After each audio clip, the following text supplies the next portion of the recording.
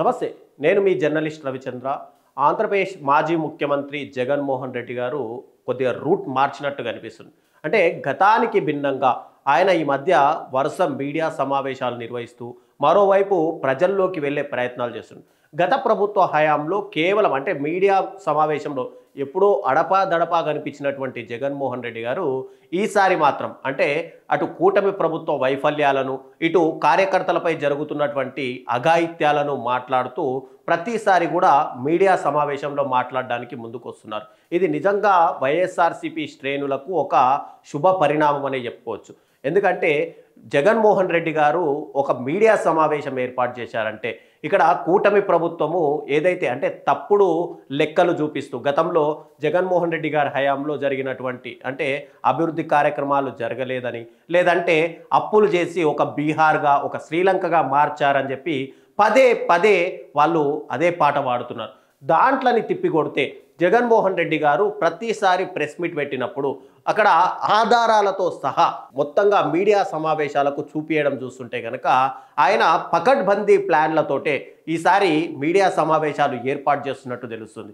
ఇక ఒకవేళ మీడియా సమావేశాలు ఏర్పాటు చేయని తరుణంలో ఖచ్చితంగా ట్విట్టర్ ద్వారా అంటే ఎక్స్ హ్యాండిల్ ద్వారా ఆయన ప్రభుత్వాన్ని ప్రశ్నిస్తున్నారు. ఒకవైపు కూటమి ప్రభుత్వం అభివృద్ధి చేసింది, అభివృద్ధి చేస్తున్నాము అని చెప్పుకుంటుంటే ఇక్కడ జగన్మోహన్ రెడ్డి గారు ఎప్పుడైతే ట్వీట్ల రూపేణ అంటే గతంలో తాము చేసిన అభివృద్ధిని చెప్పుకోలేకపోయారు కాబట్టి ఇప్పుడు కూటమి ప్రభుత్వము వైఎస్ఆర్సీపీ చేసిన అభివృద్ధిని తాము చేశామని చెప్పి ఒక ప్రొజెక్ట్ చేసుకునే ప్రయత్నాలు చేస్తుంది. ఇవన్నీ తప్పు అని చెప్పి జగన్మోహన్ రెడ్డి గారు స్వయంగా ఆయన ట్విట్టర్ హ్యాండిల్లో ట్వీట్ చేయడం చూస్తుంటే కనుక ఇక్కడ ఇప్పటికైనా వైఎస్ఆర్సీపీలో ఒక మార్పు వచ్చిందని చెప్పుకోవచ్చు.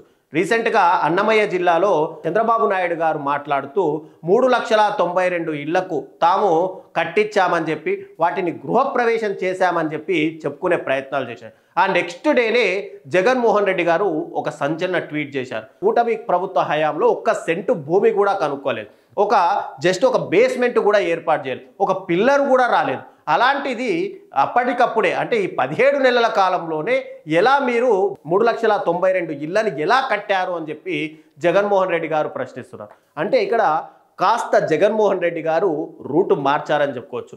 హనీమూన్ పీరియడ్ అయిపోయింది కాబట్టి ఆ తర్వాత ప్రజల్లోకి వెళ్ళే ప్రయత్నాలు కూడా జగన్మోహన్ రెడ్డి గారు చేస్తున్నారు. ఏదైతే మామిడి రైతులు కానీ పొగాకు రైతులు కానీ మిర్చి రైతులు కానీ వాళ్ళు పడుతున్న కష్టాలు డైరెక్ట్గా ఆయన తెలుసుకొని ఇమ్మీడియట్గా వాళ్ళ దగ్గరికి వెళ్ళి మద్దతు ధర అంటే గతంలో వైఎస్ఆర్సీపీ గవర్నమెంట్ ఉన్నప్పుడు ఎలాంటి మద్దతు ధర ఇచ్చారు, ఇప్పుడు కూటమి ప్రభుత్వం వచ్చిన తర్వాత ఆ మద్దతు ధర ఎందుకు ఇవ్వడం లేదు, గతంలో ఇచ్చిన మద్దతు ధరని ఇప్పుడు ఎందుకు తీసేయాల్సి వచ్చింది, అప్పుడు రాష్ట్ర పరిస్థితి అదే ఇప్పుడు రాష్ట్ర పరిస్థితి అదే ఉన్నప్పుడు ఆ మద్దతు ధర ఎందుకు రైతులకు వెళ్ళట్లేదు అని చెప్పి డైరెక్ట్గా ఆయన నిలదీస్తున్నారు. మరోవైపు సంక్రాంతి తర్వాత ప్రజల్లోకి వెళ్ళే ప్రయత్నాలు చేస్తున్నారు. ఎందుకంటే ఇప్పటికే క్యాడర్ కొంతవరకు నిస్తేజంగా ఉంది. మరోవైపు ప్రజల్లోనూ అటు టీడీపీ క్యాడర్లోనూ కూడా ఆ పార్టీపైనే అసంతృప్తి వ్యక్తమవుతుంది. అంటే ఒక రాష్ట్ర ప్రభుత్వము కేవలం 17 నెలల కాలంలోనే ఇంతగా అసంతృప్తి వ్యక్తమవుతుంది అంటే ఖచ్చితంగా ఇవన్నీ కూడా వైఎస్ఆర్సీపీ పార్టీకి ప్లస్ పాయింట్లనే చెప్పుకోవాలి. కాబట్టి ఇదే అనువైన సమయం అనుకున్నటువంటి జగన్మోహన్ రెడ్డి గారు ఒకవైపు మీడియా సమావేశాలు, మరోవైపు ట్విట్టర్ ద్వారా హ్యాండిల్స్ ద్వారా ట్వీట్లు చేయడం, ఇక ప్రజల్లోకి వెళ్ళి ప్రజలను కలవడం అనేది చూస్తుంటే కనుక రాబోయే రోజుల్లో ఖచ్చితంగా వైఎస్ఆర్సీపీకి ఇదొక శుభ పరిణామంగా మనమైతే చెప్పుకోవచ్చు. ఇక ఇప్పుడే రూటు మార్చినటువంటి జగన్మోహన్ రెడ్డి గారు ఎప్పుడైతే 2029 ఎన్నికలకు కానీ లేదంటే అంతకుముందే జమిలీ ఎన్నికలు వస్తే కనుక ఖచ్చితంగా వైఎస్ఆర్సీపీ గవర్నమెంట్ ఫామ్ చేయాలనే ఉద్దేశంతో ఇప్పటికే క్యాడర్లోనూ అటు నాయకుల్లోనూ ఒక యాక్టివేట్ మోడ్ మాత్రం ఖచ్చితంగా తీసుకొచ్చారు. అటు ఇప్పటికే ఇన్ని రోజులు నిస్తేజంగా ఉన్నటువంటి క్యాడర్ కూడా ఇప్పుడిప్పుడే బయటికి వస్తుంది. తాము మాట్లాడుతున్నారు అగెనెస్ట్గా ప్రభుత్వానికి వ్యతిరేకంగా. గతంలో తాము చేసిన మంచి పనులు చెప్పుకోలేకపోయిన వైఎస్ఆర్సీపీ క్యాడర్ కూడా ఇప్పుడు గతంలో తాము చేసిన మంచి పనులు అటు మీడియా కానీ సోషల్ మీడియా వేదికగా చెప్పుకునే ప్రయత్నాలు చేస్తున్నాయి. ఇవన్నీ కూడా ఎప్పుడైతే జగన్మోహన్ రెడ్డి గారు బయటకు వచ్చారో క్యాడర్ కూడా పూర్తిగా ఉత్తేజభరితంగా మారింది అనడంలో ఎలాంటి సందేహం లేదు.